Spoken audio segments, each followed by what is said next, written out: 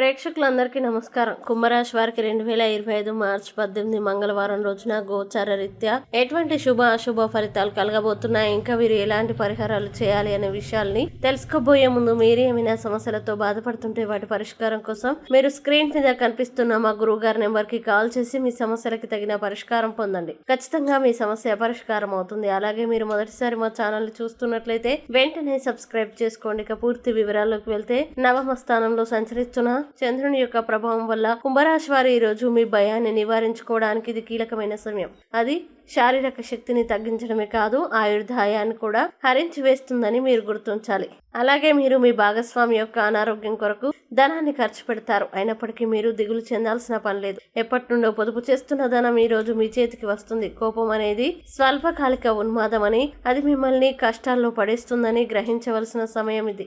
అలాగే ఈ రోజు మీ ప్రేమ కథ అనుకోని మలుపు తిరుగుతుంది. మీ ప్రేమైన వారు మీతో వివాహానికి సిద్ధపడి మీతో మాట్లాడతారు. మీరు నిర్ణయం తీసుకునే ముందు అన్ని ఆలోచించి నిర్ణయం తీసుకోవడం చెప్పదగిన సూచన. ఇంకా ఈ రోజు కొత్త భాగస్వామిత్వం ప్రమాణపూర్వకమైనది.